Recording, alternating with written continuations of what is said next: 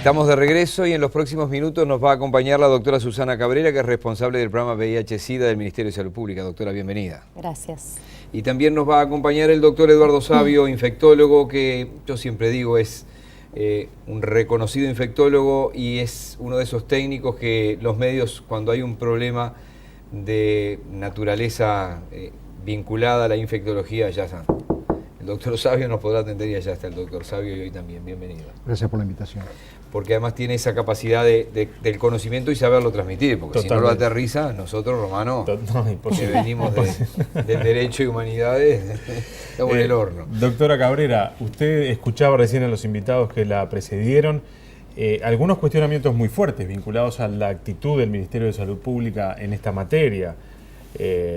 Comisiones que extienden demasiado su trabajo y que por lo tanto pacientes pasan mucho tiempo sin recibir los tratamientos, diferencias entre el subsector público y el privado a la hora de incorporar en el Vademécum medicamentos que ya están disponibles y que están probados, inclusive en donde se dan, en el subsector público, parece que tampoco tenemos lo último, lo que ha llegado, lo que en la medicina se viene conociendo más rápidamente, que es los avances en materia de medicación sobre esta enfermedad.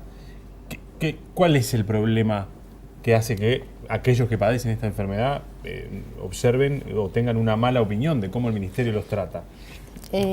Bueno, antes que nada, que los compañeros que me precedieron, bueno, muchas de sus cosas son, es verdad, es así, son cuestiones que están ocurriendo. Debemos aclarar una cosa, esta es una enfermedad que en el país tiene 31 años, en el mundo tiene 33 años. En los primeros años era una enfermedad mortal. La persona que adquiría una infección por VIH inexorablemente iba a terminar una etapa de SIDA y con ello en muerte.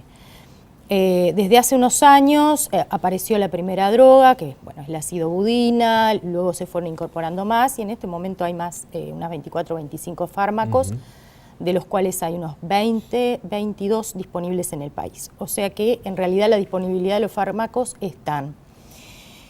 Y desde hace pocos años la enfermedad se cataloga, pasa a catalogarse, como lo dijo claramente recién Leonardo Ferreira, en una enfermedad crónica.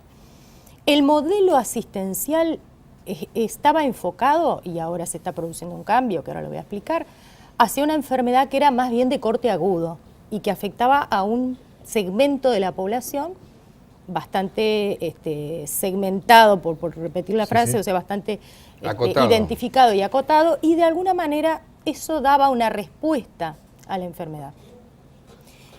Al adquirirse, al tener nuevos fármacos y el hacer que los tratamientos conviertan esta enfermedad en una enfermedad crónica, el modelo de atención debe ser otro. Claro. Y eso es clarísimo. O sea, no se puede pensar que un paciente para acceder a un tratamiento tenga que pasar por la autorización de una comisión, porque en realidad no es un tratamiento para 6 meses. Creo que, por ejemplo, hay algunos tratamientos oncológicos que pasan antes por una supervisión de expertos.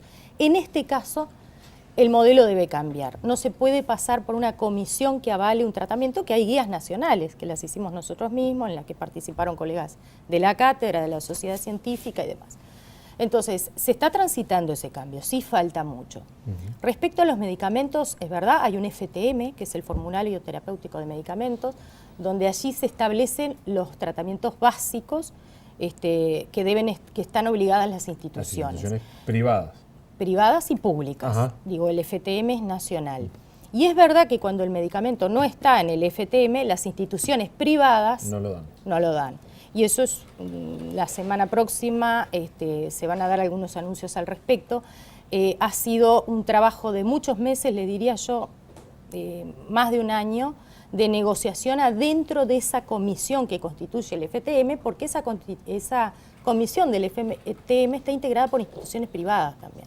Claro. Entonces, ha habido todo un proceso de negociación para poder incluir medicamentos nuevos en el FTM, que de alguna manera va a obligar a todas las instituciones y no solo hace. Para que quede claro, cuando una institución decide no dar una droga que no está obligada, es básicamente por una cuestión económica. Es básicamente por una cuestión económica. Son fármacos caros. Uruguay es el segundo país que paga más caros los medicamentos en América Latina, por un tema bastante obvio De que escala. tiene que ver, claro.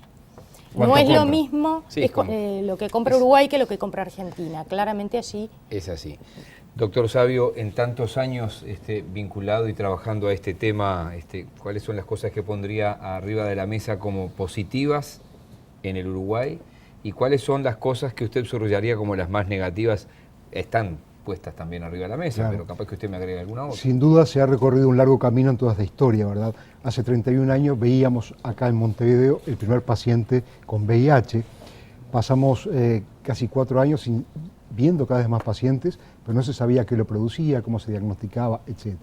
En el 86, como decía Susana Cabrera, aparecen las primeras drogas que eran muy poco relevantes, y recién en el 96, internacionalmente, aparece otro tipo de tratamientos y ahí hay un quiebre en la historia de la enfermedad. Claro. Algo que era mortal, debilitante, etcétera, pasa a ser la enfermedad crónica, y yo creo que uno de los grandes avances que han habido con el correr del tiempo es que las personas no solamente viven de otra manera, pueden cumplir sus proyectos de vida, su calidad de vida puede ser mejor, a costa obviamente de un tratamiento crónico y de por vida. ¿Cuál es el problema?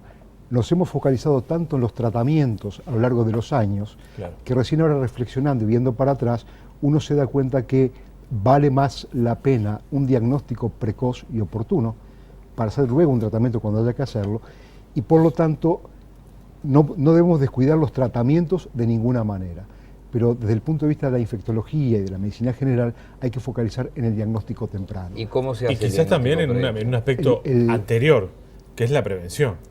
Por supuesto, o sea, evidentemente difundir las medidas de prevención, pero básicamente estimular el acceso al sencillo diagnóstico de VIH, porque hay hoy día, aún hoy, y cada vez gente más grande, no son los jóvenes, se diagnostican tardíamente. Estamos viendo las cosas que veíamos hace 25 años, las vemos hoy, porque una persona quizás hace 15 años que está infectada, Claro. nunca lo supo, Tremendo. y hoy debuta con una grave complicación. Un carnet de salud femenino tiene, por ejemplo, un Papa Nicolau obligatorio hoy. Sí. Pero no está esto del VIH como No, obligatorio. el VIH nunca fue una estrategia de obligatoriedad en un carnet de salud, por lo menos Digo, en por el sector decir algo. público o como sea.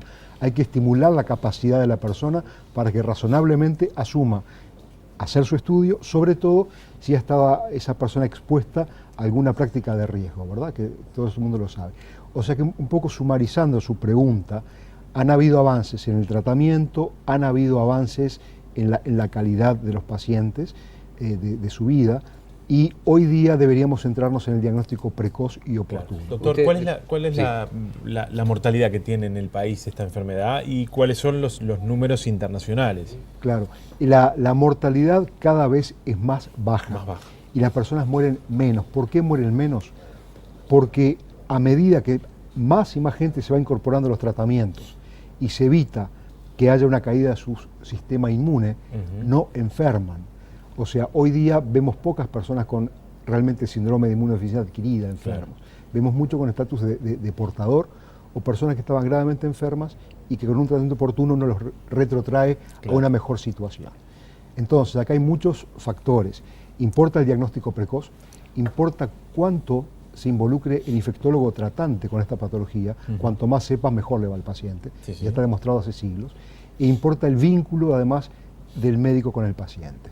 Si hay un buen vínculo y una creencia mutua en lo que estamos haciendo, el paciente colabora más, se involucra más y sus perspectivas son mucho mejores. ¿Y cuáles ¿no? son las consecuencias que puede tener, digamos, para la vida cotidiana, si es que la tiene, digamos, el contacto del paciente con esta especie de permanente bombardeo de drogas para lograr, digamos, la mejora en el otro aspecto, ¿no? Claro, los fármacos para estos pacientes, para algunos de ellos, son imprescindibles.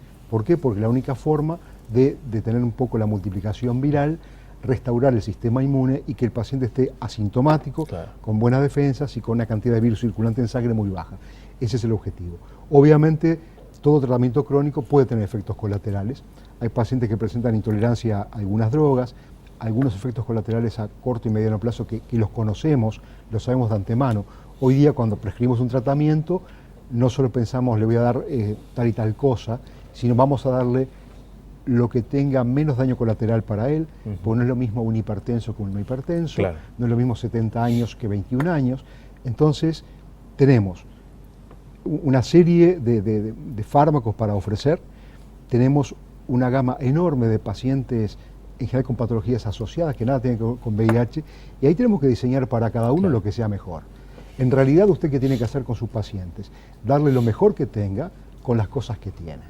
Si nos sentamos a esperar cosas mágicas o soluciones grandes, no habríamos avanzado lo que avanzamos. Hagamos lo que podamos en este momento y obviamente tenemos que pelear para obtener nuevos beneficios para todas las personas, en tratamiento y en diagnóstico. Claro. Vamos a ir a una pausa. Voy a dejar la puerta abierta, doctora, para varios temas. Algunos de ellos los quería tratar con ellos, pero el tiempo va volando, ¿no? Y ustedes no escuchan lo que me van diciendo, pero obviamente los compañeros a pedido expreso me van marcando el tiempo que tenemos. La descentralización con respecto a la atención, estoy hablando de que usted ha trabajado muchos años allí en el Instituto de Higiene y ahora se tiende a una descentralización, pero una cosa es vivir en La Unión, en La Teja y en Pocitos y tener el Instituto de Higiene o alguna policlínica descentralizada, y de repente otra es vivir en Guichón o vivir en Castillos. O sea que vamos con ese tema y seguimos con los invitados de hoy ya en el bloque final. Un programa que se me ha ido volando realmente, porque además estamos escuchando algunas cosas con perplejidad y otras tratando de ver que la difusión ayude a que se rompan algunos estigmas y algunos mitos. Ya venimos.